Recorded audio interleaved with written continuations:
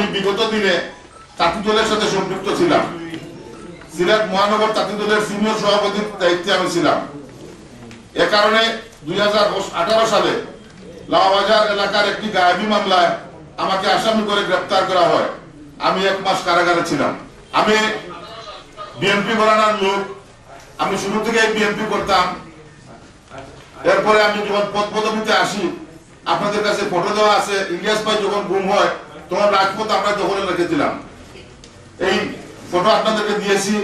ফটোর মধ্যে আমার পিকচার আছে, আপনারা দেখতে পান, দেখবেন আমার পিকচার আছে, ওখানে আমার ছবি আছে। আমরা তখন রাজপথ দখলে রেখেছিলাম তাঁতি দলের পক্ষ থেকে, ইলিয়াস ভাই গুম হওয়ার পরে।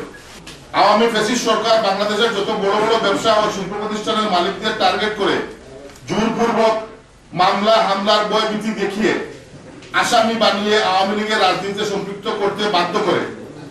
আমি আওয়ামী লীগে সম্পৃক্ত হতে রাজি না হওয়ায় তারা আমাকে ভয়ভীতি দেখিয়ে জাতীয় পার্টিতে যোগদান করাতে বাধ্য করে।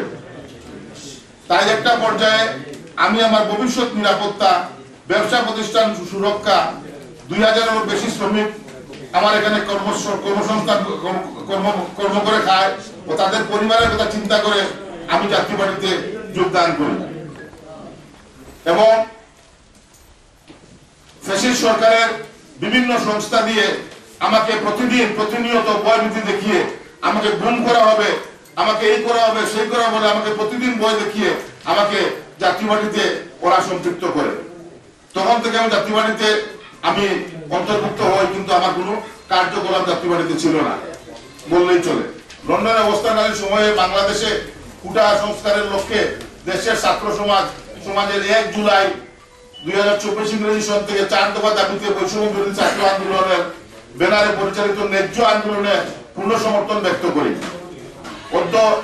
সদ্য ক্ষমতাচ্যুত ফ্যাসিবাদী আওয়ামী লীগ সরকার ছাত্র জনতার এই আন্দোলনের প্রতিহত করবার জন্য সরকারের অনুগত পুলিশ ও অন্যান্য বাহিনী দিয়ে ছাত্র জনতার উপর নির্বিচারে গুলি চালিয়ে স্মরণকালের ভয়াবহ গণহত্যা সংঘটিত করে।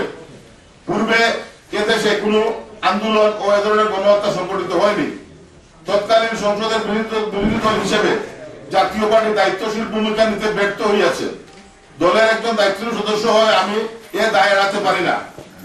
একজন সচেতন দেশপ্রেমিক নাগরিক হিসাবে আমার পক্ষে ফ্যাসিবাদী সরকারের অনুগত বাহিনী নির্বিচারে গুলি চালিয়ে নিরস্ত্র এবং নিরপরাধ মানুষ হত্যা কোনোভাবে মেনে নেওয়া সম্ভব নয়। এই ঘৃণ্য অপরাধের প্রতি ধিক্কার জানিয়ে আমি জাতীয় পার্টির সকল দলীয় পদ হইতে পদত্যাগ করিবার সিদ্ধান্ত গ্রহণ করিয়াছি।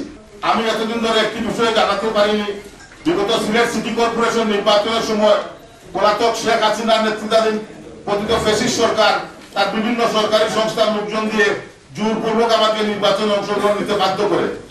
তারা আমাকে নানাভাবে চাপ প্রয়োগ করে ট্রাম্প কার্ড হিসাবে ব্যবহার করে পাতানো নির্বাচনকে সুষ্ঠু নির্বাচন হিসাবে দেখিয়ে সিলেট নগরের সাথে প্রতারণা করেছে।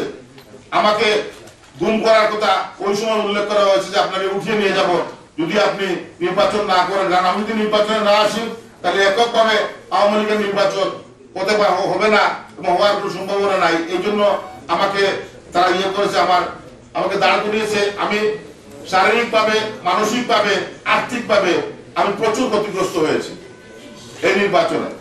এসব কারণে বিগত সংসদ নির্বাচনে আগে আমি কৌশলে আমার জানমাল, ব্যবসা প্রতিষ্ঠান নিরাপত্তার স্বার্থে তাদের প্রার্থীকে সমর্থন দিয়ে পাতানো নির্বাচন থেকে আমি সরে দাঁড়াই।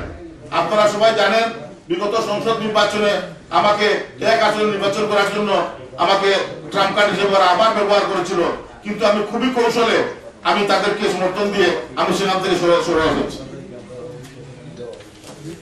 বিগত আওয়ামী ফ্যাসিস্ট সরকারের কত ভয়ঙ্কর তা তো সাংবাদিক সমাজ সহ দেশের আপামর জনতার কাছে এখন পানির মতো পরিষ্কার।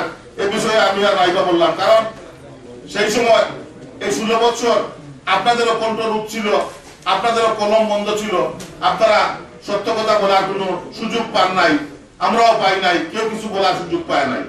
এখন আমাদের সময় এসেছে, আমাদের সুযোগ এসেছে।